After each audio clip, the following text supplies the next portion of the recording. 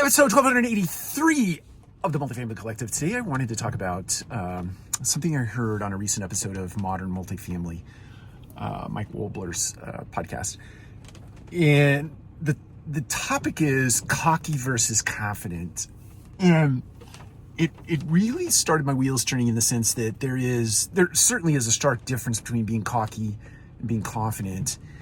And some people's perception of one might be confidence, when and others might be that it is cockiness, right? So it's sometimes in the ear of the listener that I might perceive that one is cocky, one is confident.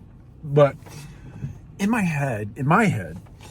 opinion, I think that the difference between cocky and confident is the way you communicate said subject matter expertise or lack of expertise.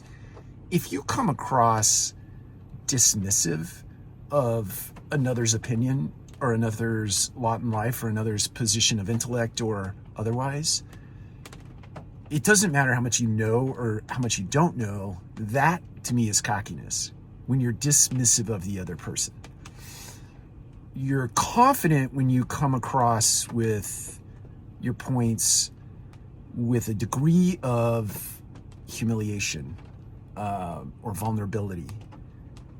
That to me is a difference. It's a difference in communication style. Now there's outright punks in the world, right? People who are just nasty. and we've all met them, right? In the way that they just exude cockiness. But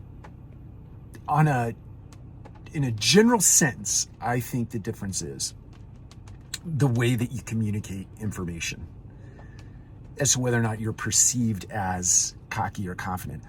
I also believe in my heart of hearts that the person receiving information, sometimes if they're not innately self-confident, or if they're nebbish in nature, they sometimes perceive confidence as cockiness simply because it's a them issue. It's not the deliverer of information so much as it is your ability to take it in a subjective sense or an objective sense, in being able to process it not as an attack, but rather as just data out in the world, right? Not everything that comes across from an individual is an attack on you.